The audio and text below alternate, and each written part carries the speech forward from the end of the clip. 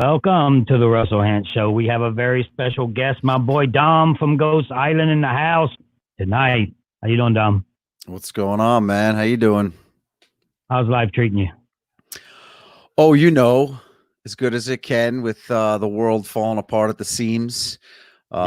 Interesting time we're living in. Yeah. And I apologize ahead of time, guys, if my mic, I'm working on my mic.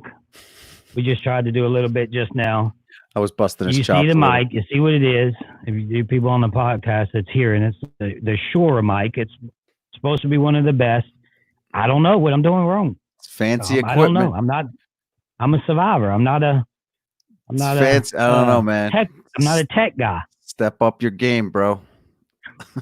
I definitely need to do that.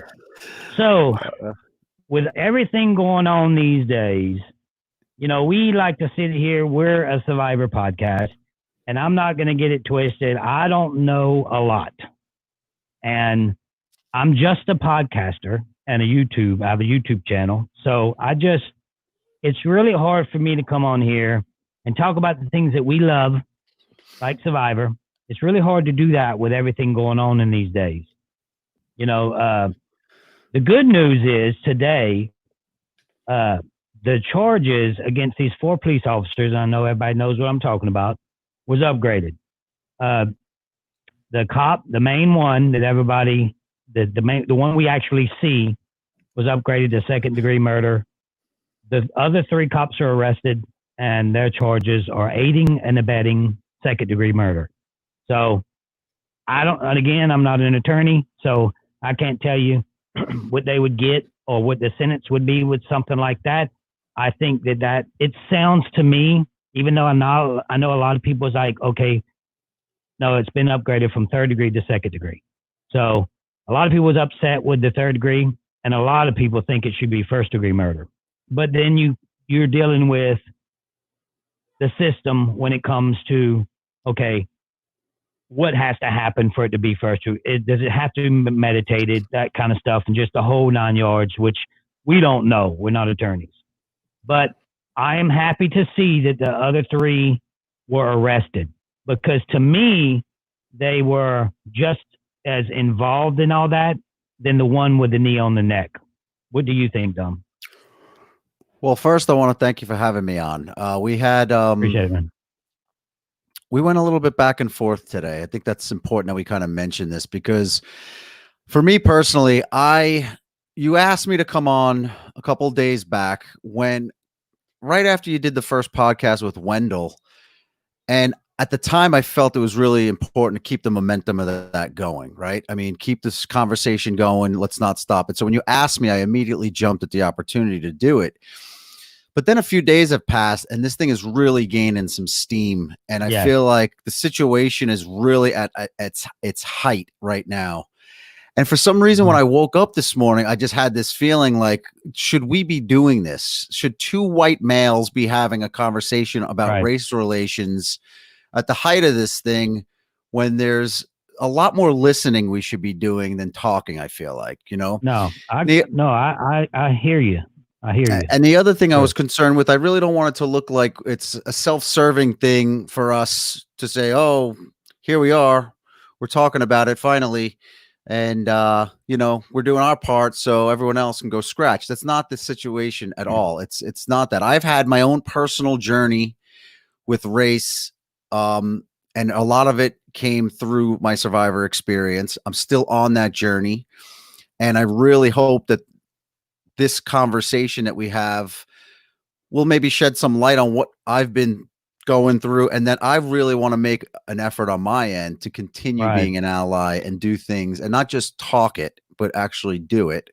So that's just a little foreground, is that this podcast almost didn't happen tonight, but at the end of the day, we decided, let's move forward, and let's make it happen. So here we are. Yeah, I think that we're learning as well. We're understanding. And the important thing with all this is that we're understanding, and we're able to sit back and try to listen. Now, it's super hard to discuss certain aspects in this whole thing. Okay. I even try to say, okay, how would I talk about what I want to talk about. Like I talk over myself sometimes. Like I'm like, well, is that proper? Should Right. I say that? Is that okay to say that? That's a So, fear and that's of a fact. That's a fear of a lot of white people, including myself. I even said that to Wendell before he went on with you last time. That's what I was trying to get at, is that a lot of white men and women are afraid to have this conversation because we're scared to say the wrong thing. Right. We know what we have our good intentions. Our hearts are in the right place, but we don't know when we're saying something wrong sometimes. For example, the conversation between Jamal and Jack from 39 with the do-rag comment. We'll get into that later. But again, Jack didn't know he was saying something wrong, and Jamal brought it to light. Listen, so that's what I kind of encouraged Wendell to do before he started the podcast with you. I said, listen, if Russell says something he shouldn't or whatever, and I don't need to tell Wendell this. Wendell knows, you know what I mean? But it was just a conversation we were having. I was like, just correct them, because a lot of us going to need correcting these days. That's what this is about, to correct. Not I only even knew, go ahead. Yeah, I listened to Wendell, and which was a great podcast with the specialist, with Alexa and Phil. And I was listening to, he said, stop saying, you hear that? That's Alexa. Oh, because you said the word Alexa. Right.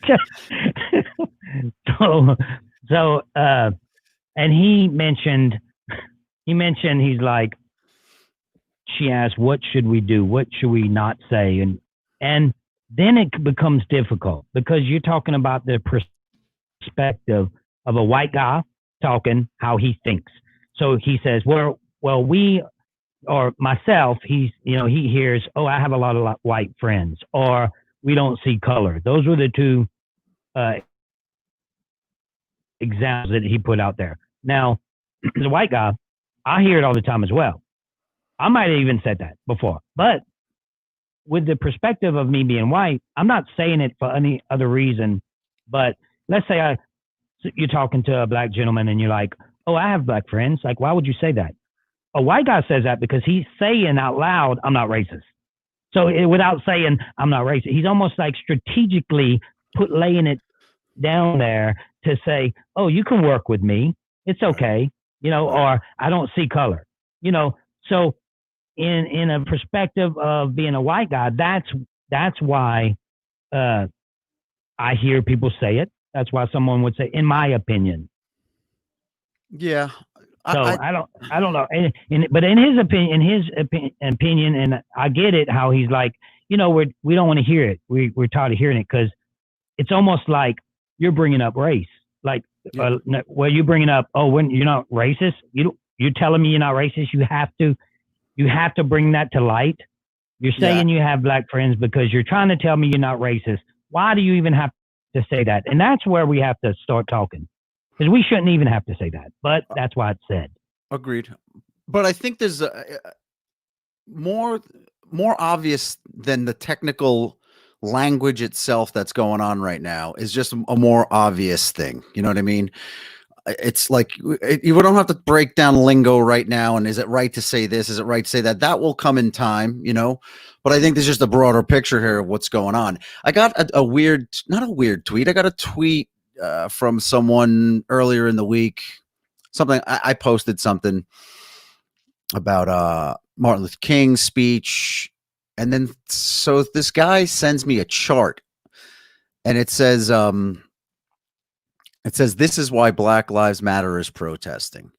And the chart showed that there was, a minimal percentage of black deaths from white men compared to black deaths by black men and white deaths by black men. He's trying to say, look, this is ridiculous. They're protesting over this, but look at the numbers. The numbers say, and I'm like, dude, first of all, you're showing me a chart from 1 year. All right. Let's add up the murders and the deaths from the 1600s to now, because I'm pretty sure you can include those. And let's also include the unjust harassment that the black community has been through since the 1600s. And let's also include That's real too. That's real. I don't care what people say. I know some police officers. I'm not going to say any names, but they do harass black neighborhoods. of course. It's a real thing. Of course it is. And So, and you know, and framing that's why, and framing people and the criminal justice, like it's out of whack, man. It's out of it's whack. out of whack. And the But thing you that know the touched, good go ahead. thing we're talking about, we're trying. Go ahead. No, I'm losing you. It froze up Yeah, on me. yeah, go ahead. I'm good now. Yeah, the good thing about all this, man, is we're having the discussion.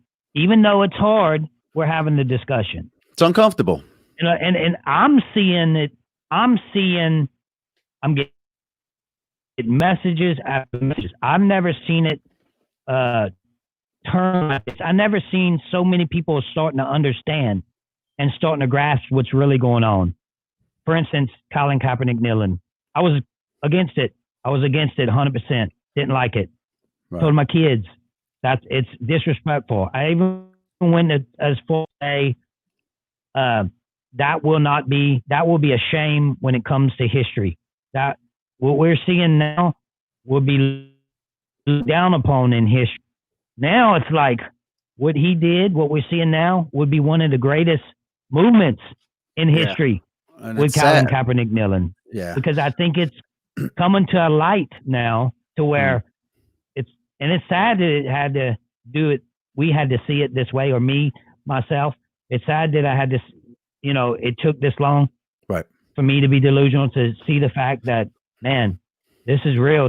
We need to do something about this. And it starts with communication.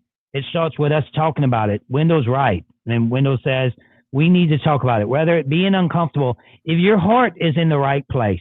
Absolutely. And I know yours is, mine is. If your heart is in the right place, then we need to talk about it. We may stumble over some things. We may say some things that other people don't agree with, but we're in the right track. We're going the right direction.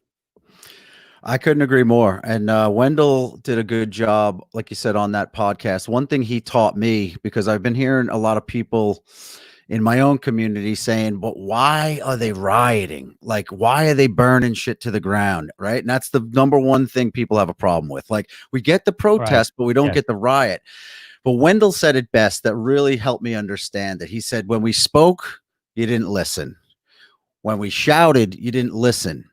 When we took a knee, you still didn't listen. We started throwing things. You still didn't listen. And now we've burnt the city to the ground. And now you can listen. Now you hear us. So it's like you kind of get it. You know what I mean? And you have to have that understanding. Yeah. No, I understand. People are pissed, man. People are pissed. And you don't have to love it. I don't love it, right? And I personally think it's not good for us in the long term, right? That everything is in ashes and there's nothing left. We have to have something to work with. I'm a big Killer Mike fan. I believe, I don't know if you know who he is, but if you don't, you got to start listening to this guy. But he says it's more important than burning your house to the ground is to mobilize and organize and really take it to them in the polls and have good conversations and do it that way. To be burning our stuff to the ground is hurting us, but it makes sense why it happened, because nobody has listened for all this time. You know what I'm saying? There was one tweet that it's crazy for me to say this, and I'm ashamed to even say it, but I've been hearing about black murder and death my whole life, as all of us have. And it's gotten to the point where I'm probably desensitized to it, so that when I hear it happen again in the news, I just go about my day. Right. It took a non-death story for me to hear that really shook me. And this is something I talked about a couple of weeks back after Ahmaud Arbery got shot for jogging. And it was Wendell retweeted a tweet from a black man that said, this is after the guy got shot. And the guy that tweeted this said, before I leave my house to go for a run, I put on the brightest fitness gear I possibly can.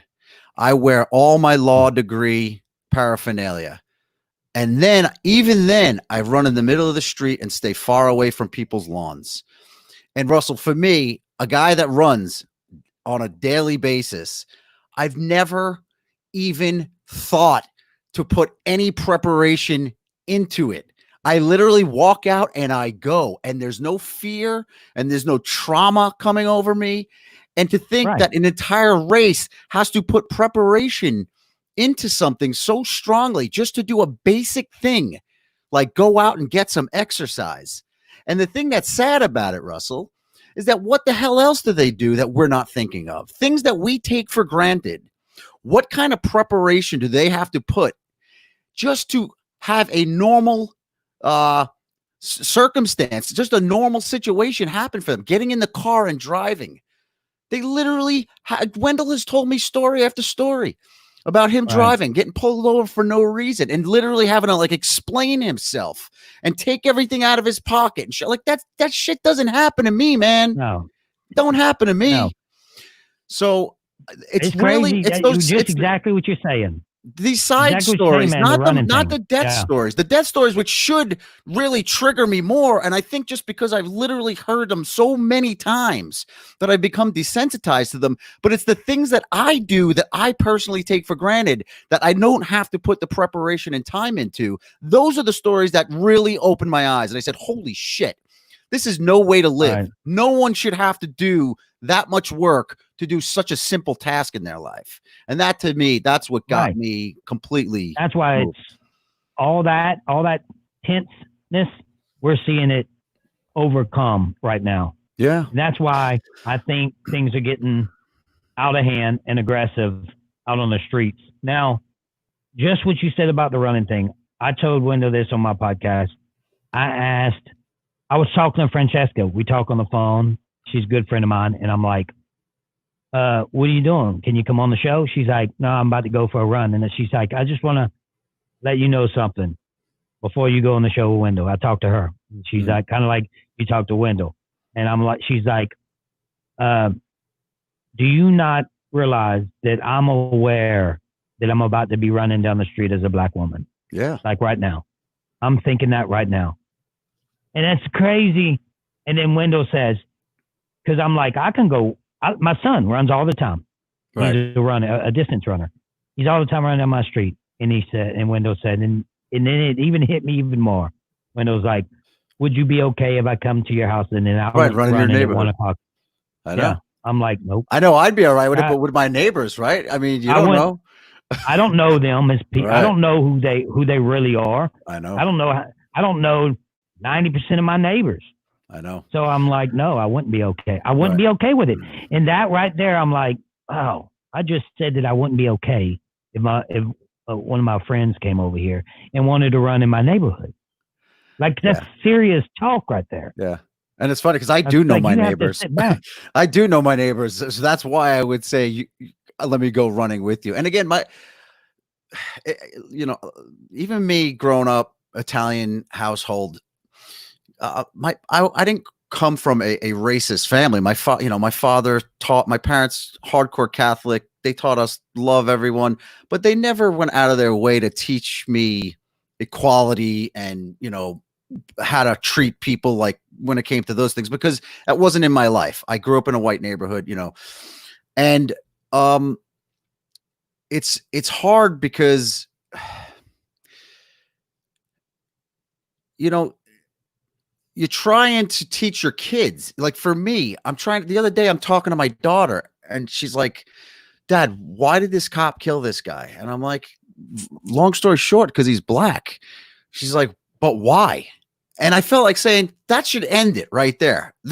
That's the best question you could ask. Right. Like, why? Because he's black, did he kill him? And I wish I could just say, yeah, I agree, but there's more to tell us. So then she kept saying, well, why? Well, because there's unfair things going on in the world. Like what? Like why? Why? And I literally had to go back to the beginning and literally say, look, in the 1600s, black people were ripped from their families and dragged here and stuffed into a box and took here over on a ship. And they're lucky if 20% of them survive the trip. And then even when you talk about the birth of this country, we had an opportunity there and to say, look, we're going to do this and we're not going to be a slave country. I think Thomas Jefferson wanted to do that, but they agreed it's too much. We can't do all this at once. We got to pick one or the other. We can't. And they decided independence and we'll free the slaves later. And that would end up coming 100 years later. But even when the Constitution was written, black people are not one person. They are 3/5 a person. Okay.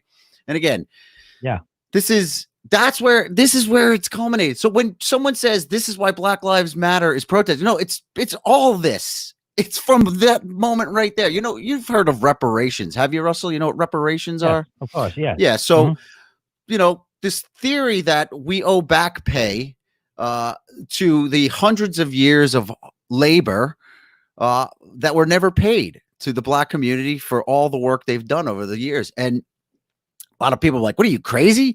You know how big that number is? Yeah, it's like a few $1 trillion. We're not giving them that. Right. That's our money. That's our money. We're not giving them our money.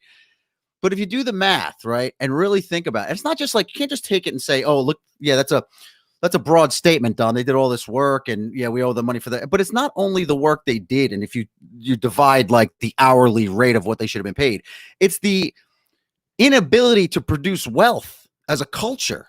You know what I mean? We live well because our ancestors before us passed down something to us. You know what I mean? But for the black culture who never had the opportunity to create wealth because they were in bondage, and even when bondage ended, they still were treated like crap. They were housed in these red line communities where they're surrounded by white communities, but inside was this black community that literally the white community would just walk around and treat it as if it was a zoo in the middle of their community. And if state and local legislators would pass budgets, they would exclude the black community inside the red line. I mean, you could not get ahead. I just watched a pretty great documentary on black entrepreneurship. Okay. And in like the early 1900s, this black family, I forget the name. I wish I had the reference, but black family they're trying everything, trying to get loans from banks, denied, can't get a thing. So they finally, the whole family goes to work, pulls their money for years and years and years. They finally have enough money to buy a business and they open a grocery store. Okay. And they stock the shelves and they finally have their store. 3 days later, it's burnt to the ground. And they don't have insurance because no insurance company would insure them. So this is a family who tried to say, look, we don't want your handout. We'll do it ourselves. Okay. We want to start to create wealth for our family. And then that's taken from them 3 days later, and they're completely starting from scratch. This has happened time and time again. And again, I'm no expert and I don't claim to be. I've only started doing my research as of recently. I'm not talking about a week ago. I've been doing it for a few years now, for my own personal experiences that I've been through. And I just feel like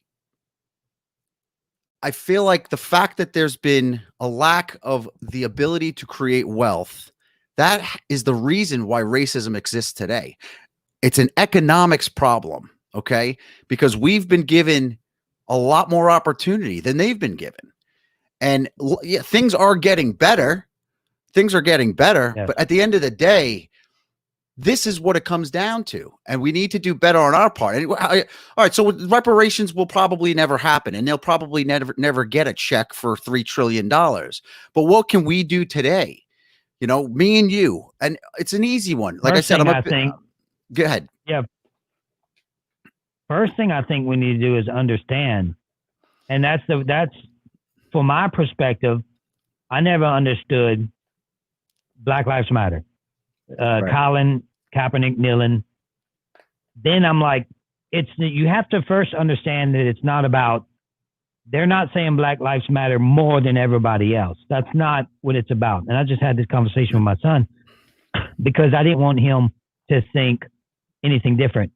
I wanted him to understand what I'm understanding now. Right. So I'm trying to teach my own son. I'm like, so what do you think Black Lives Matter means? And he's like, well, all lives matter, right? And I'm like, well, The saying "All lives matter" came around because of the saying "Black lives matter." So it's almost like a slap in the face. Yes, of course, all lives matter, but that's not what Black Lives Matter stands for. It's a movement, and I think that us understanding the situation and talking about it is what we need to do. Like, Absolutely. this is what we need to do. This is how it's fixed. It's not fixed staying silent. Right. It won't help staying silent. No. Just like Windows said, when Windows said that they didn't hear this, they didn't hear this, they didn't hear Colin Kaepernick, they didn't hear the peaceful side of things, but they're not silent right now. So they're hearing this. Right. So they're hearing what's going on now. I'm not saying it's right, because it's not, but they're sure hearing it. No, and it's shameful that look, I'm ashamed that we're only having the conversation now, right? That sucks. This should have been happening a long time ago. Right. But it shouldn't prevent you from doing it. Right? Better late than never, right? I mean, right or wrong. It's fine. This is what it took. It sucks that this is what it took. But it took, and it's happening. So let's honor him by continuing the conversation. You know what I mean? Instead of letting this be a 2-week fad and then we go back to our lives. And like I said, for me, one way I think I want to do my part is, like I said, I'm a huge Killer Mike fan. He has a great show on Netflix called Trigger Warning. And he talks about something called Black Friday. He's like, if once a week you can, as a white person, just spend some money at a black business, go and get your hair cut by a black barber, go get a meal, go to a grocery store owned by a black man. You're not going to get eaten alive. They're not going to consume you. You know, it's okay. You can walk in there and give them, they've been giving us their money since they've been making money. It's time for us to give some back, and in a way that's not a handout, right? When I say, oh, a lot of people are like, oh, why are you going to give them handouts? They're just going to, no, all right, this is hardworking people. So if you want to do your part, there's nothing wrong with starting to spend money in these places, not because you feel bad, not because you feel bad. It's terrible, everything that's happened. But really, if you do the math, even when you can fix the economy of one group, you can fix the entire picture. In other words, the country would be better off if the black community and other communities that are struggling were more equal economically. It makes sense for all of us. Yeah. And when that happens, everything gets better. Crime gets better. Yeah.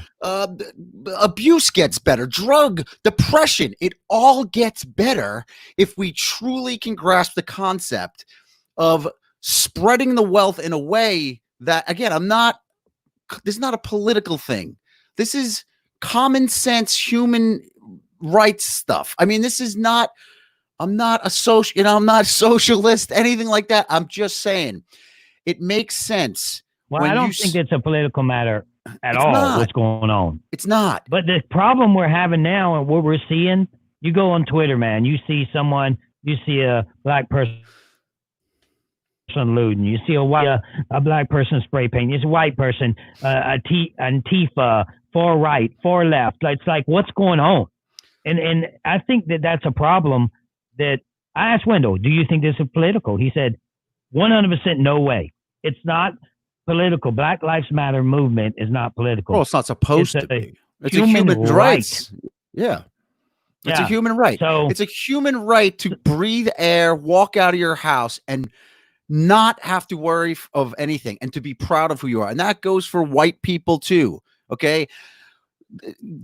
We should be ashamed that it took this long to get to this point, but we should not be ashamed of who we are. You know what I mean? I'm not beating up on myself and saying, oh, I want to be proud of who I am as well. I want to be able to hold my head high and say, I'm proud of who I am. I like who I am, and I want to do better. So I'm not asking that we shit on ourselves, but we should educate ourselves. We should educate our children, educate ourselves, and do better. And a lot of people are saying, like, write off your friends and family who just are racist and stubborn. I disagree with that. I'd rather keep those people in my life who I love and work on them. work on them a little bit Yeah, each talk with day. them. Talk with them. That's We why did, I'm having the conversations with my kids because absolutely. I don't want this to get out of hand to where they start thinking something that they shouldn't be thinking. And I don't Yeah. want them to think, like I've been saying, I'm, delusional to the fact that what this really is, what Black Lives Matter really means, what Colin Kaepernick. So I'm having a conversation with each and every one of them, telling them this is how Dad believes. This is what you tell me what you think. So I'm asking questions to them Right. to see where they are, and then I'm explaining how I think I need to explain to them. So we do need to talk to our families, talk to your kids. So the youth is the future to this. That generation is Hell the yeah. future to the country in the first place. So if we can do the right things through our kids' eyes, then I want to be a good dad. I want to be a good person. I Right. want to, when I die, I want to left something good. And what that is wisdom. I want to leave that to my children. And that's the only way I think you're going to do it. Hate is a bad thing Yeah, all man. the way around, no matter what it is. And with hate, it's just, and it's, we don't want that in our life. We don't want our kids to have it. And it's crazy how people think, I get my feelings hurt sometimes, Dom, even me, even guys like me, believe it or not, big mean villains. I got some people that don't want to come on the podcast and stuff due to what they think and who they think I am because of the things they're hearing. You're talking The things they're hearing not present moment. You're talking about just over present the moment. No, Oh, really? no. So Present what is it? moment. What People is that it? What is haven't this? listened. What is this image of you that they think? Well, they think that they think that I'm this big bad villain that just burns people's socks and tells fake stories like it's a real thing, like it's in the real world. Me telling fake stories about Hurricane Katrina and burning their clothes and this and that. That's just that a was game. a game. It's just a game. This is real life. If the people that follow this, that follow my YouTube channel, that follow what I do, I have a food review channel with my daughter because I want to spend more time with her. That's great. And that's why I did it, because she lives with her mom. That's great. So we do like a little food review thing. And what I record is the conversations we have. And that's what's interesting about it while we're going about. It has nothing to do with the food, really. It's the conversation we're having before we get there. And that's who I am. That's why I'm a dad's dad, so I'm that kind of person. I am not the person, and some things that happen to me out there, I'm fairly ashamed of, right? Because that's not who I am. And when I sit back and I watched it, I'm like, man, that's, I got flack on the Dumbass Girl Alliance. My family was like, what are you doing? All 4 girls. My grandpa, my mama's side of the family, grandpa raised 4 girls. That's it. And they all sat me down and was like, what was that? What was you doing? What was you thinking? Like, seriously. And I'm like, I was just playing a game, You shouldn't do that, Russell. You shouldn't say those type of things. Yeah. So I got flack for that kind of thing as well. But it's you got to. So what I'm trying to say is, what I'm trying to say is, sometimes you see things or you watch things on TV or you hear the news saying certain things that's just not true. Yeah. And sometimes you have to research yourself, do your own homework, to find out what's going on yourself. Yeah. I tell you, this whole experience actually brought up a few memories from my my earlier years. And I remembered a story. Again, this is not a story I'm proud of, but I just want to tell it because it's a pure example of where mistakes are made, And I remember I was 18 years old. I just got done work and I was like working at a restaurant, whatever. My buddy's like, come on, we're going to go to Atlantic City tonight. And I'm like, all right, cool. So he's like, pick me up. I'm working at the warehouse.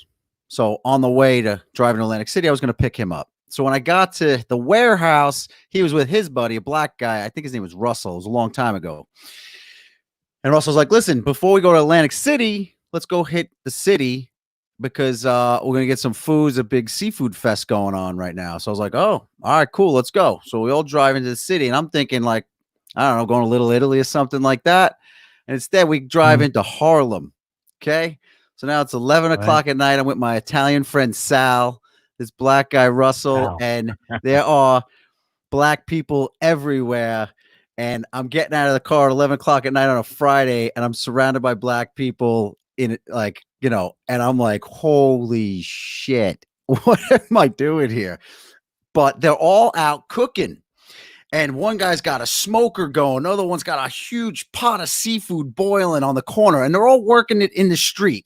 It's like a street fest, you know, but it's just for the community. It's just for the community. So I'm just standing there and I'm feeling completely out of place, completely uncomfortable. And I'm just like, what am I doing here? You know what I mean? Like, we got to get out of here. Let's go to Atlantic City. Why are we here?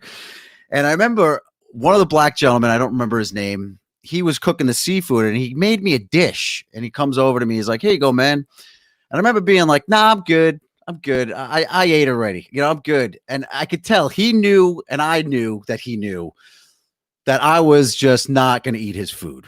You know what I mean? Like, I was uncomfortable with it. Probably just amazing. wait. So I'm still, okay. I'm still getting like, I'm just still trying to calm myself down because I feel really uncomfortable. I feel like maybe I'm being set up. Like, why did this guy bring me here? Am I going to get robbed? Like, why am I here in Harlem right now at 11 o'clock at night on Friday? So I ended up just like hanging on, like uptight the whole time. And the guy who was making the seafood just started talking to me, and I started to calm down a little bit.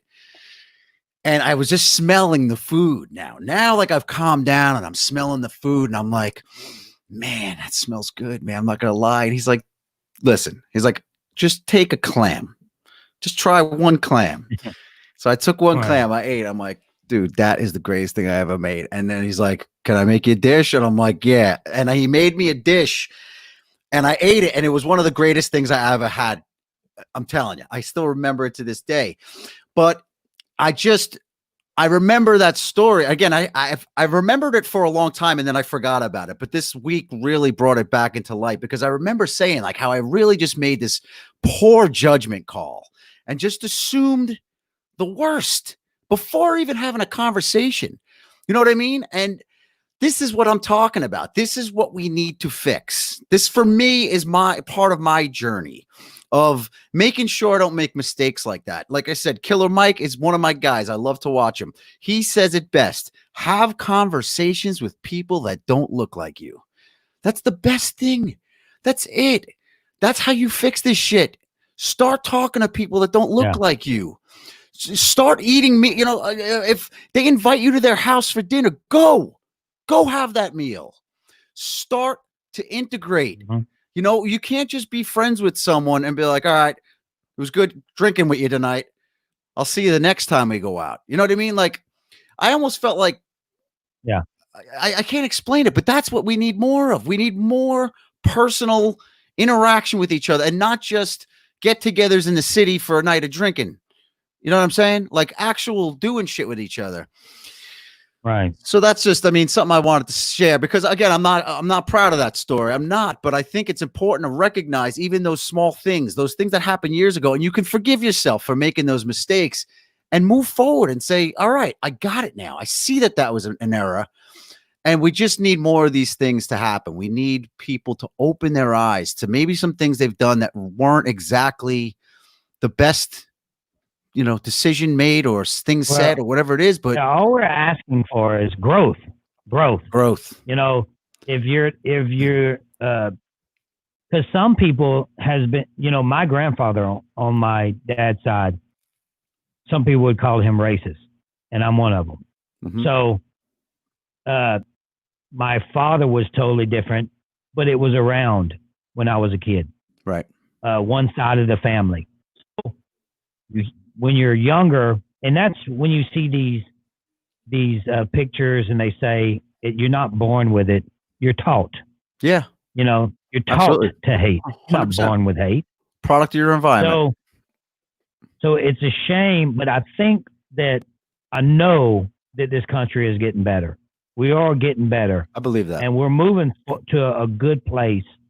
And I think, man, it brought me to tears. I seen George's little girl on the brother's back saying, my daddy changed the world. That's amazing.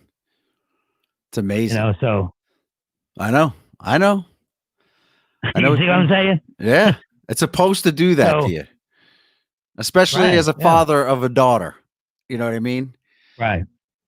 So, So, you know, so in that your own perspective, way, it's like, in your own way, though, Russell, to your daughter, you are changing the world. You know what I mean? yeah, So that's a smaller version. You know, you didn't have an incident of magnitude like George did, but you're doing your thing right now. You know what I mean? You're doing your thing right now, and yeah. it's No, I'll be it honest with you, and starts with one I even person. made a Yeah, prejudgment on you, man. You know, when I heard you were going out Wendell, I had my own preconceived notions of you as well, which is also wrong, right? right, Like you said, people right, won't yeah. come on the Yeah, podcast right. with you because they have preconceived notions of who you are because of what they saw on television. You know, so it's an Yeah, unfortunate part of the game. Playing the game it's going to permanently stain some type of reputation that you have, good or bad, you know, because that's the price you pay for being on national television and not having control of the edit. Okay. That's the way it goes, you know, and yeah. you know that going into it. So you got to eat it and just move on, you know, but this is Yeah, great. now, You can continue your message on your own now. And I'm sure you have a lot more followers now than you know, I'm sure when it was on, it was a big right. thing, but I think what you're doing is great. I had a wacky, Yeah, so, go ahead. and it's just a great thing, I think, that a lot of people are realizing it, and it's not just me, it's a lot of people. And when I seen that with the little girl saying my dad changed the world, it's like, man, this is that's real. Like, cause her dad changed me, you know? Yeah, that's great, And man. I think that that's where it has to start. So if we can all just get a little bit from it and go move forward from it and just become better people, then this world will be a better place. That's all there is to it. It doesn't matter if you're Republican or Democrat. Should not. We want to live in a better place. We want this to be a better world. And George Floyd has changed the world, just like his brother said, just like his little girl said. Yeah, that's it. And it's terrible what happened, but at least some good will come from it. You know what I mean? Um, Right. my my my journey kind of started when my season aired. I had a strong relationship with Wendell and Laurel, and we go through the game and we get to the finale and tie, and Laurel's the tiebreaker. And in the moment, I didn't think twice about it. I'm like, Wendell had a better relationship with her than I did. I mean, I understand that. I did not think, you could believe me or not, I did not think race had anything to do with Yeah. it. That was my true thing, is that he just had a stronger relationship with her. So we watched the season play out. We go to the finale in LA. They announce Wendell the winner. I go on. Did you know? Yeah, I knew right Did away. you know that did she say anything? She didn't No, have. did she tell you when you were sitting with? Did she tell? You knew Wendell won without them reading the votes? Yeah. Oh, yeah. All right, I'll tell you a little You inside wasn't in the back of your mind, you wasn't thinking, maybe I have this? Yeah, there was one thing I thought, as she was walking up to vote, is that I thought, that I knew I had a pretty strong conversation with her that morning about some personal stuff. So I, even though saw Wendell with Laurel quite a bit, I don't know the content of their conversations. So I thought maybe the conversation I had with her that morning was super strong, that maybe I did have a shot. You know what I mean? But there was something, not even that Laurel did. It was when Laurel was voting, I looked down at Wendell and he had a huge smile on his face. And he confirmed it for me. Just with the smile he had on his face. I'm like, I'm so delusional right now. Like, holy shit, I should not even be thinking.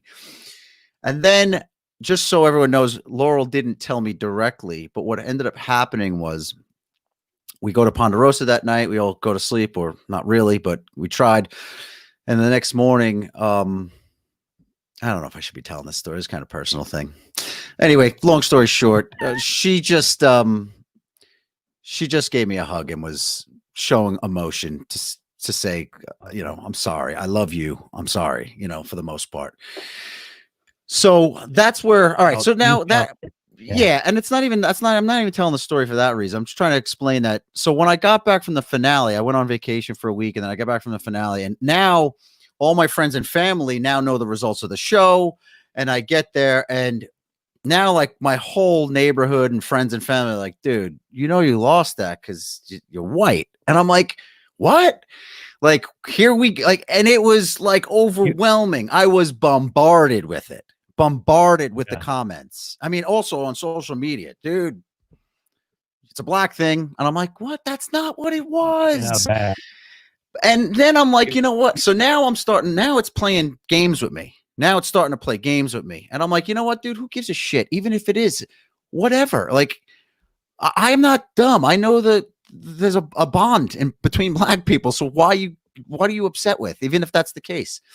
So then I was going about my day, whatever, a couple of weeks passes, and I'm reading something on Des. Des was on my season. She's black, and she voted for me for the million. And someone, what's that? That's beautiful, by the way. Yeah, it's beautiful. So someone commented on her page on something that she posted that has nothing to do with really Survivor, just a post that she put out. And it was another black woman, and I'm not going to mention names. Some of you may know this person, said, Des, how could you vote Dom? How could you not vote Wendell? You got to keep it in the community.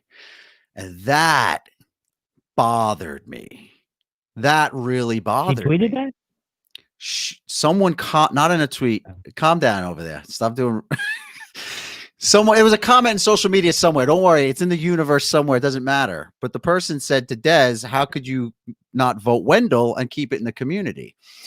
And I was taken back by that. I was offended by that. I was like, well, that's bullshit. Like, don't shame her for voting for who she thought the best player was. I was really taken. Right, so that put me into a downward spiral for a little while where I couldn't understand the concept of this black community and this bond that existed, and like why a comment like that was so important to make publicly, where I was like, wow. And it really took me, and it left me in limbo for a while, but I had to figure, I was even going to blow it up and throw it out on Twitter and be like, this is bullshit. But I held I think I asked you that question, to be honest. I think I asked you that question when we did our first podcast. You did. Yeah. You asked me. Yeah. Right. Yeah. But more importantly, I didn't know it ran that deep though. Well, it didn't run deep until other players on my season were getting shamed for voting for me for their skin color, when they, you know what I'm saying? So long story short is that wasn't I didn't see that to be a black-white type season. It wasn't a racially charged season. People started talking about that. It wasn't till after the last person. Yeah. It was only till after that it came about. So I didn't play the season thinking race at any point. You're right. You know what I mean? Right. And that's how it should be. You're my type of player. We're the same type of players. Like I told Wendell, I look at souls. I take out souls. I will eat your soul. It's all personality. It's all personality. Yeah. It does not matter the skin color. And that applies to the game of Survivor, and it should apply to the game of life. So anyway, let me get back to this just so I don't leave the story in limbo there. So I had trouble with that for a while. And then I was talking about the Jamal Jack incident on 39, where Jack mentioned a do-rag, and then Jamal kind of corrected him. And at first I got upset at first. I was like, why is Jamal giving him trouble over this comment? This is an innocent mistake. It shouldn't be like, that's not right. Give the guy a break. And I rushed to judgment in that moment. And I didn't let it play out, because if I would have just let it play out for another few minutes, I would have seen Jamal do one of the most beautiful things ever. And it was to take Jack aside and explain exactly why what he said was offensive. And I made a prejudgment that conversation wasn't. I wouldn't have got it either, man. To be honest with you, I wouldn't have understood it either. Something I could have said. Yeah. Have seen the other side of that. Yeah. But more importantly than whether or not we would have said it or not, is that for the first time, I've actually witnessed someone explain the reasoning behind a feeling. You know what I mean? Where I'm so busy making judgments on issues because I see something happen and then I rush to judgment without seeing the full story play itself out. And this is, if you go back to this episode and see it and watch Jamal explain and talk about why it could be offensive to someone, it completely changed my outlook. And I was like, holy shit. So that was really important for me. That was a game changer for me as well. And then I also did a lot of research on my own. And like I said, it was through a lot of story. I saw an amazing movie that came out a few months ago on Apple called The Banker, which I highly recommend you watch, about a couple of black guys who were super crazy smart guys. You know the movie? I've seen it. And they played, dude, they had the greatest. These guys were playing Great Survivor. movie. These guys were playing Survivor. Their Great backs movie. were against the wall. And they said, we're gonna find a loophole. Russell reminded me of you. Reminded me of you when you got your back against the wall and you created a device to tell Tyson to vote poverty, and you laid out. I'm telling you, still one of the greatest moves I've ever seen. I mean, if not up there, for real. I appreciate that, because I don't get that much. To me, it's the greatest move I've ever made. I think over by four. Greatest move I've ever made was convincing Tyson without even telling him. It changed the whole wave of the game. Well done, sir. We're going to get to you in a minute. But anyway, I just want to conclude by saying that I put a lot of energy into it, and I don't hold any grudge towards that comment now. I see it more clearly. It makes sense to me why it is such a strong bond, because the black community is going through shit that we don't go through. So they need to do what they need to do and keep themselves tight. They have to have each other's back. When no one else has their back, they have to have each other's back. What we're trying to do now is let them know that we have their back too. Yes. That's all. And we have the platform, we have the platform. People will listen to the podcast. So I think that it's important that we talk about it, even though we are podcasters, or I'm a podcaster and I'm just a guest. We talk Survivor, but I think that, it's important to talk about it. Saying that, I have a question for you that I keep seeing on the screen. We can just talk a little bit about Survivor here. All right. Would you play again? Come on, man. Doesn't everyone already know the answer to that question? I left money out there just like you did, Russell. We got to go get it. Problem is, it's probably not going to happen. So do you, this is just a question I have, because when I played, there's certain things. The only thing I regret in the game is the things I did when I talked about people personally, about them, their person, the Dumbass Girl Alliance, talking about Shambo's hair, just stuff that I really didn't have to do. And I was just doing it, showing for the camera. Sure. Anything else, I don't regret.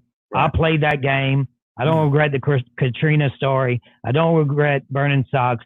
I thought that I was doing, that's how I wanted to play. Sure. So is there anything that you did that you regret now that you think back? That maybe I should have did this differently, I mean, I definitely, I remember I had one or two moments of not saying great things about people, and I just got lucky, and they just didn't air it, because I remember biting my nails, scared to death that the episode was about to air, and that I was about to be exposed for some of the not so great things I said. And not terrible, not like horrible stuff, but it definitely could have been more gentle. And again, I think everything I said they aired. I know, and my stuff wasn't. And again, it's not like I had continuous things I said. Matter of fact, after I said it in that moment, I remember being like, dude, what is wrong with you? Why would you say that? And I remember I corrected myself, and I'm like, keep it in check. I don't really have too many things I feel like I would go back and do differently other than just pure gameplay stuff. You know what I mean? But it's from like a regret standpoint. No, I don't. If you went back, how would you play? Like, I think you can have a second chance.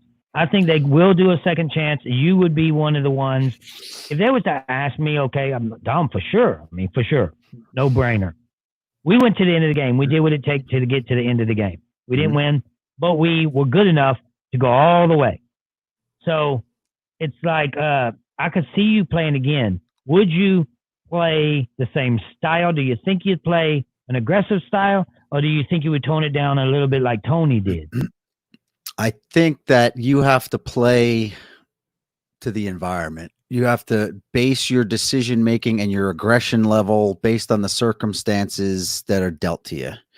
And can you get shaken out there? Can you get shaken? Can someone shake you out there? Like, get you so riled up to where you bite back? Everyone has a breaking point, but it's hard for me because you got to remember, man, I work in Brooklyn with some filthy animals that we just shit on each other all day. We are just, you can't insult me. I mean, I've heard it all. And I'm at the point in my life where I like to think that there's no way you could break me. You just can't. Not in the game of Survivor. I just think that I'm at that point. Back then, you could have. Back then, it almost came to a point when Rupert was. What do you mean by break you? Get you to do what? I'm talking about biting back. Nothing like aggressive. Losing your temper. Losing your temper. Back at someone. I understand. Yeah. I guess it's never happened to me out there. Never. Everybody thinks I'm this big time villain, but it's never happened. Never happened. No, but you. I mean, it's possible to spit on you. But you talk very direct. You'll get in someone's face and be like, especially when you make comments like you're either with me or against me. I mean, that's an intimidating comment. I'm sorry. You say that to me. I'm like, Russell, we're going to go in the water. We're going to fight right now. You say that shit to me. Right. But so it really depends on your threat. I came up to you and I said, if I came up to you, first time playing me and you, and I come up to you and I point in your face, you're either with me or against me. I'd laugh my ass off in your face. I would. I'm like, get the fuck out of here with your finger. You would laugh now. You would laugh now for sure. I get it. But not knowing each other. As a newbie, let's say it was fans versus favorites. You're coming back your second season. I'm a newbie, and you come up to me and do that. You're gonna laugh though. You're gonna laugh though, because you're gonna laugh then. I'm saying newbie, me and you knew. Oh, never me played and before. you. Oh, right. Yeah, that's interesting, right? Because I have no prejudgment on you. I don't know anything about you. So I probably, because the same thing happened with me and Chris on a much different scale.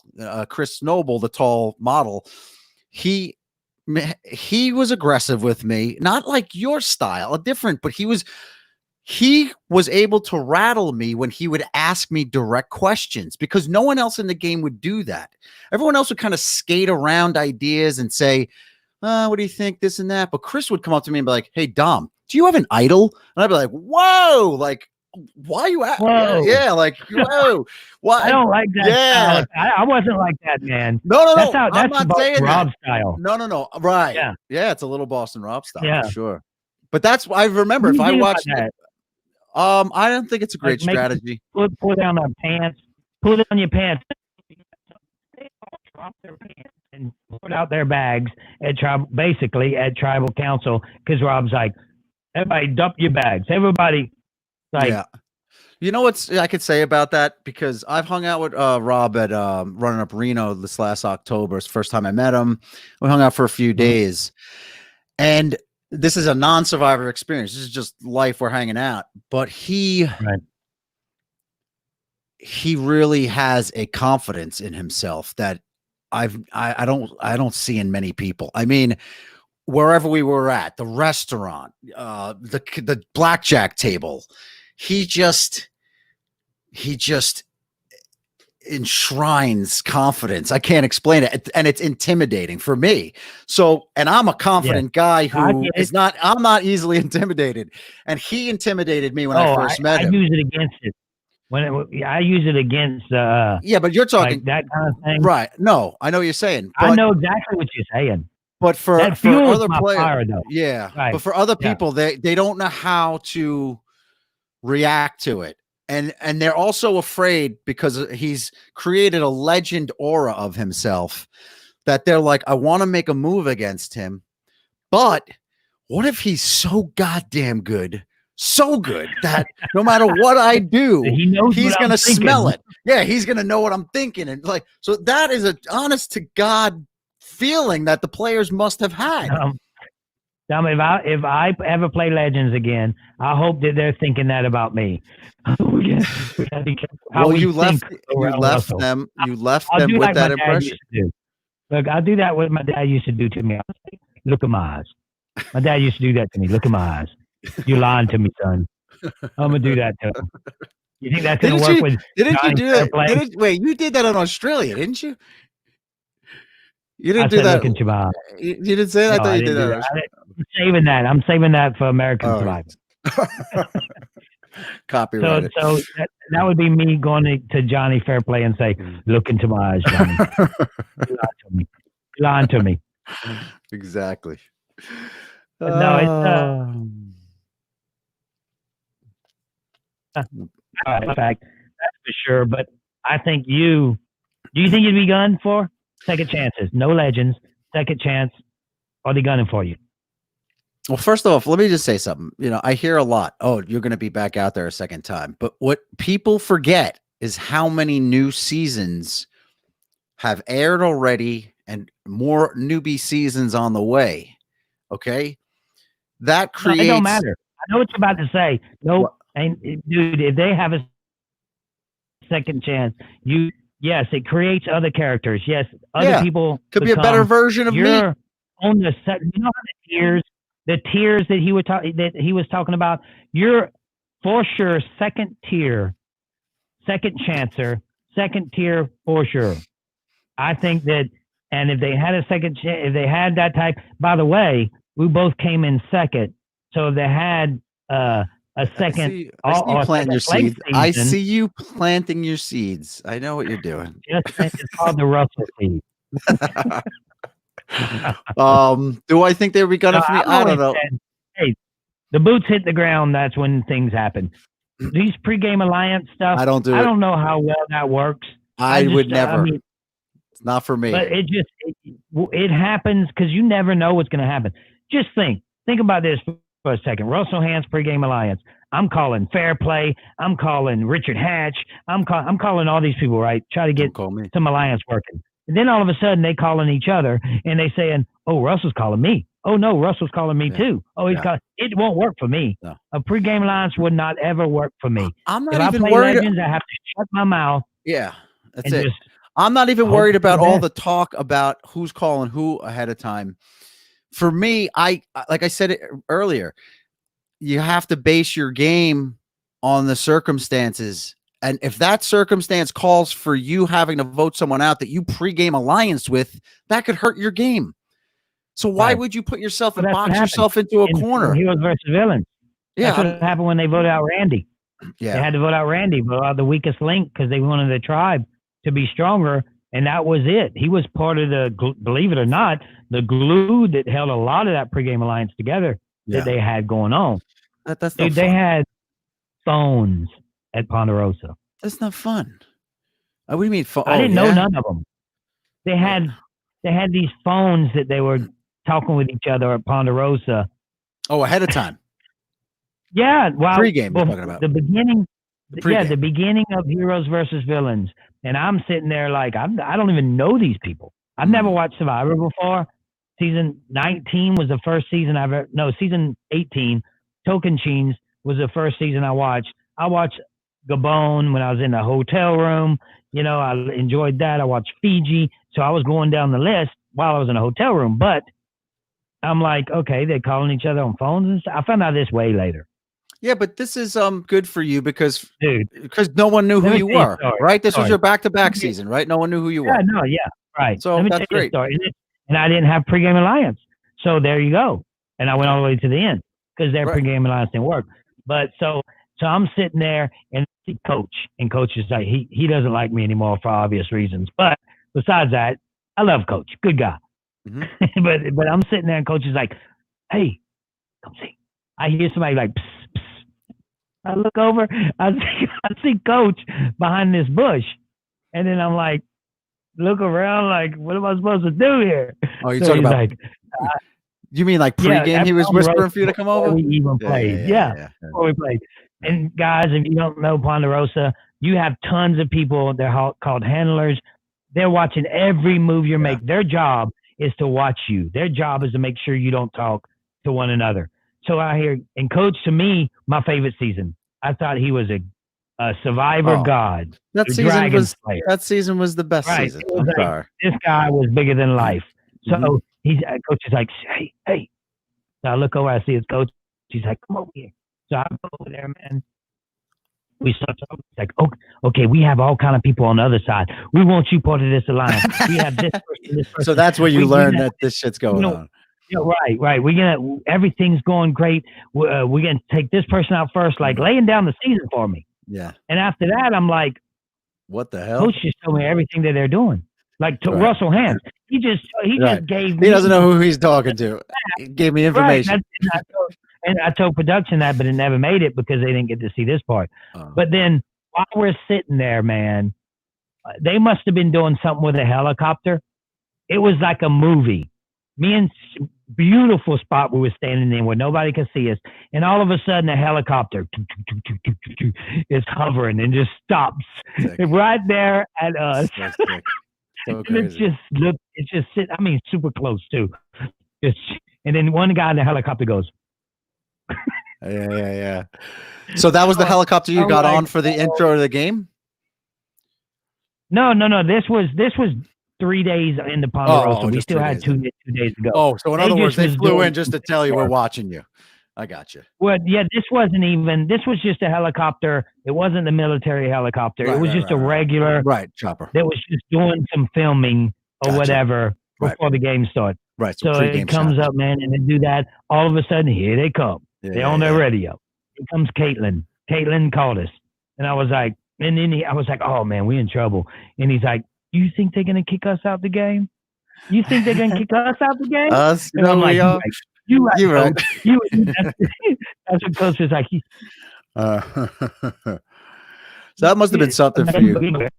So that's my Ponderosa. So Samoa. So what's that? Here, Heroes Villains was also in Samoa.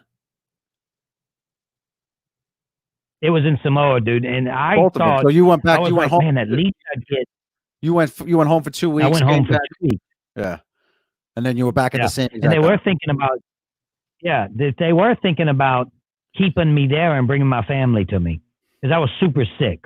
So I was on antibiotics when I started Heroes and Villains. So when I found out I was on the same island, it made me sick to my stomach. Like literally, I was sick immediately when they said, oh, because I don't know if you remember how rough season 19 was on us. Man, it rained. Yeah. I can remember counting the days, 10 days straight rain or the skin was coming off our hands. It was the worst experience I've ever had in my life. Now they're telling me I'm coming right back and sleeping in the same hole that I was before. I went Good. At least you're used to it. When we got dropped off, when we got dropped off, the producer looked at me and he's like, "Deja vu." Yeah, I was like, you didn't feel like you had an advantage because you had the layout of the land over everyone else. Yes, for sure. And the tree where I found the idol was in the same island I was, but it was a little bit further down. They wanted a different scenery. So they put the flag somewhere different. Sure, I understand. So the tree, you there? Yeah, I'm here. Hello? Yes, I'm here. You hear me? I hear you now. Yeah, I hear you now. So the tree where I found the very first idol ever found without a clue was right there. And it was in a different location, but I brought people to it and I said, look at this tree, because this is going to be a historic tree. Even Brandon, when he played, or was it Brandon? I think it was. Yeah, Brandon, when he played, the producers said, Brandon, come here. And he's like, here, he's like, you see that tree? That's the tree that Russell found the first idol without a clue. Like, chop that thing down and bring it home. Bring it home to him. Nice. So it was kind of cool because I did know where some food were. You know, I knew where the food was. I knew what different things were on the island, stuff that nobody else knew. I kept all that to myself, though. I didn't tell nobody anything except for Poverty and Danielle at that point. What do you think of my guy Wendell this season? Kind of got a raw deal or what? Well, I did the whole season. This was the first time my podcast and YouTube on the entire season. I did something called a player's performance. I always liked Wendell. I was like, man, I think I really get along with this guy. Mm-hmm. But then when the season happened, I'm like, it almost was like, man, this guy's a butthole. Because that's how they aired it. I told Wendell that too. Right. I'm like, they aired it to where I was hoping Michelle would woman power and take him out. That's what I wanted to happen during the season, because it was the way that they gave him a bad rap, man. They gave him a bad rap. They did. So I know that he's upset with that, but he's like, hey, what happens happens. I go out there, we sign the same paperwork. We don't know how they're going to air it, and but I think it has a lot to do, and it's interesting you saying that, because if you guys want to check out Wendell and Michelle, you can go to her Instagram page, and she's doing a live with Wendell, probably over right now, but did a live the same as this one. And I'm going to go back and watch that because it's interesting. I would want to know about why would you say that when we had an alliance? You know, it made it look really bad. Like now, because the reason he was edited the way he was edited is because the things that Michelle was saying. Yeah. That's all. That was their whole key to that whole thing. Mm-hmm. He even said that he took her aside and said, "Hey, be careful how you do this, how you talk to me." Because I'm curious too. I'm curious too because you broke up there when you said it, but what Russell said was that Wendell and Michelle are doing a live Instagram from 8 to 9, so it's after 9 and it ended, but you could still watch it for the next 24 hours. And I'm curious. I also want to watch it because I know they're obviously talking about the current events that are going on, you know, and right. But I really am curious if they do get into the dynamic of the season and how they kind of interacted and what the outcome of it is. Obviously, they seem okay. They're friends and talking. Why did she do that? Why did she threw him under the bus? I ain't gonna lie. Like bad. Like the things that she was saying, if she doesn't say he burnt me. Oh, we dated and he burnt me, and I'm not going to let the same thing that happened outside this game happen in this game. Yeah, it was a bit much. It was a bit much, but what are you going to do? I mean, he said when he was watching that, he was like, whoa. I'm sure you've had conversations after the. What would he tell you after he watched that? Like you had been one of the first he called. What did he say after you seen Michelle say stuff like that? He's like, I don't know, man. We kicked it, like I don't know what's going on. What's going on right now? He's like, where am I? Right. I don't know. We're very good friends and we do share a lot with each other, but I don't keep up to date on who he's dating. I don't know, and I don't care. But no, but did it bother him? I don't know. I don't recall. I don't.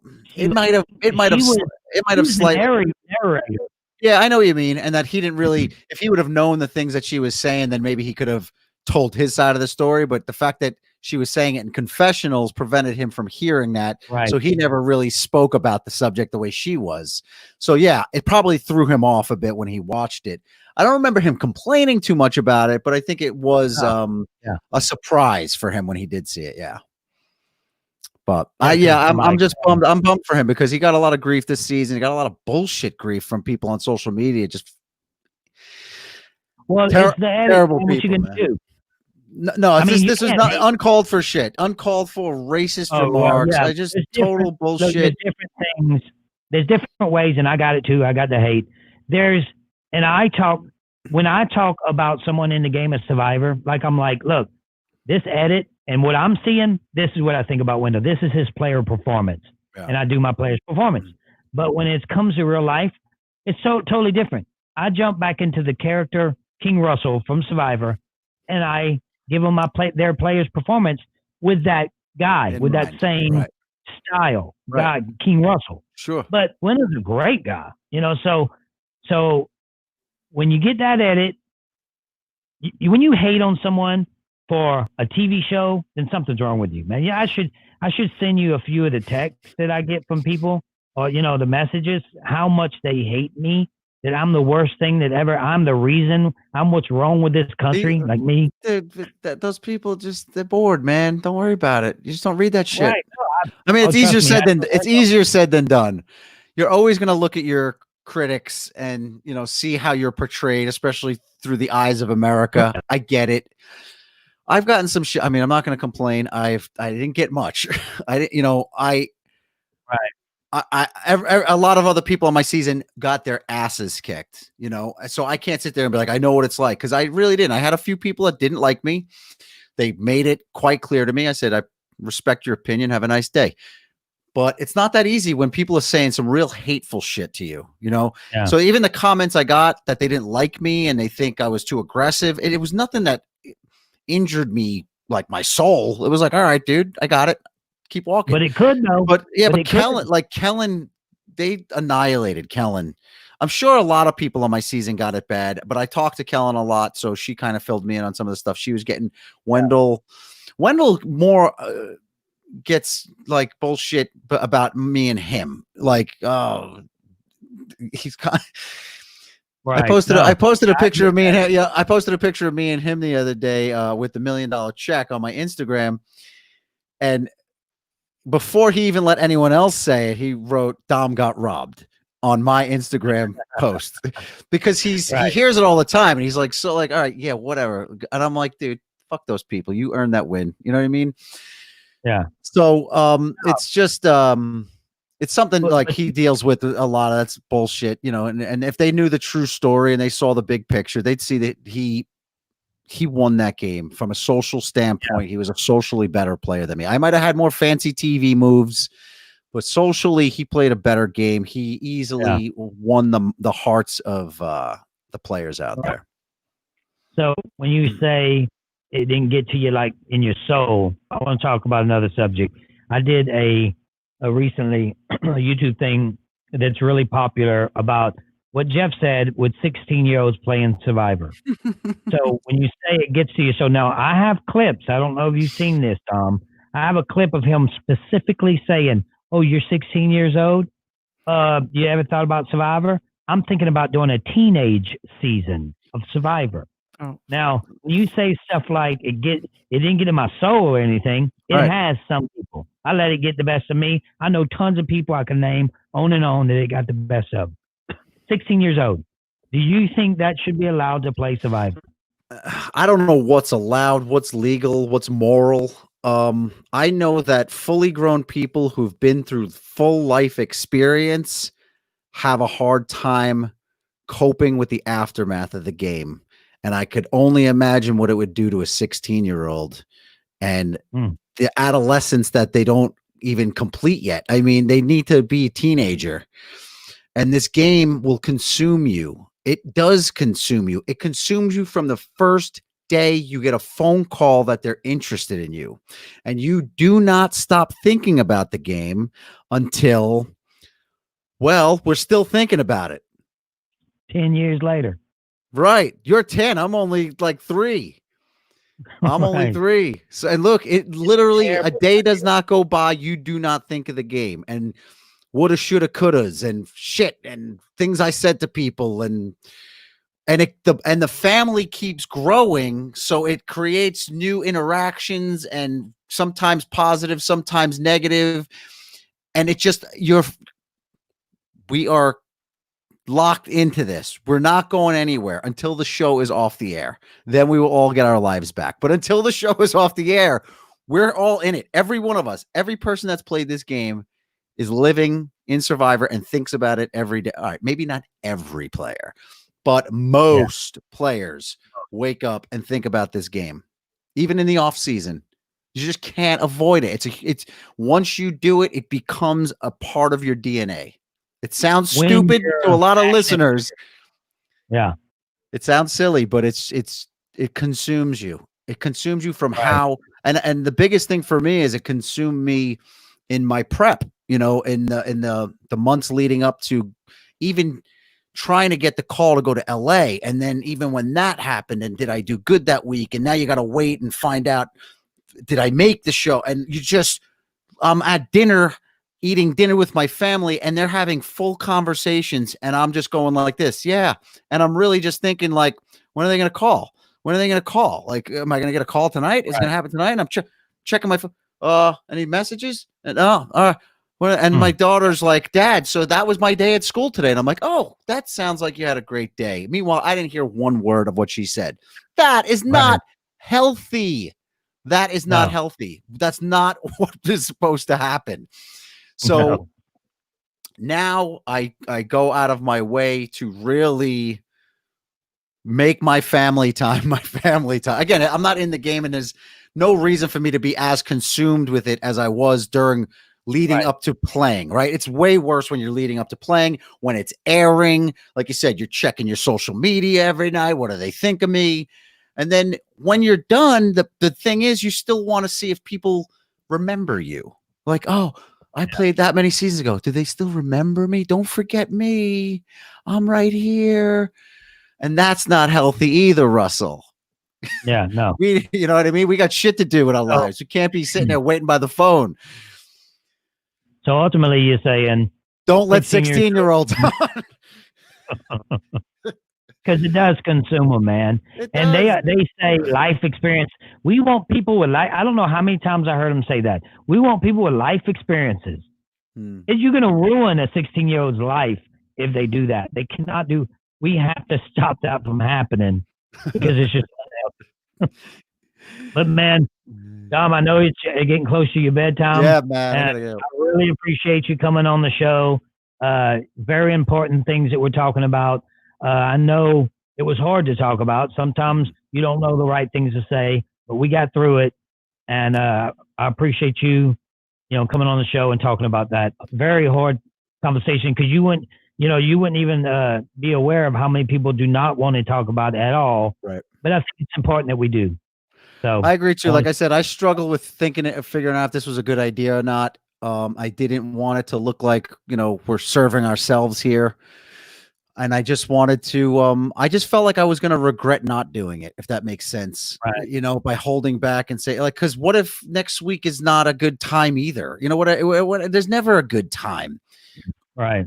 Just start having the conversations. This is what needs to start happening in America. This is what we need to start doing. They're uncomfortable, but you got to start doing it. And if you make mistakes along the way, I'm sure there'll be someone there to help you out and say, look, this is really the way we should be looking at things. None of us are perfect. None of us. We're all going to make mistakes along the way. We just have to learn to disagree sometimes in a peaceful manner, right? There's always going to be disagreement. That's fine. That's what this country's built on. That's what checks and balances are, to make sure that one train of thought doesn't dominate everybody, right? So we're supposed to disagree. Right. It's healthy as long as we're doing it in a way that, is smart, safe, and healthy for the environment. And I don't mean that in a climate way. Right. But I want to thank you for having me on, because I appreciate you letting me say, tell my journey, tell my stories a little bit. It means a lot to me. And I'm sure we're going to probably try to do this again with maybe some other guests who can add much more insight to the topic. We have something coming that we're trying to put together that would a very interesting conversation. So I don't think it. I know some people are like, "Oh, this is a Survivor podcast. We don't want to hear that." Well, for now, we're going to hear. For now, you're going to hear it because I think it's just necessary, guys. And we talk Survivor too. You got a little bit of Survivor. You got a little bonus, a little gravy at the end there. Right. So, man, again, I appreciate you coming on, and for all you listening, keep hope alive. If I can end this thing.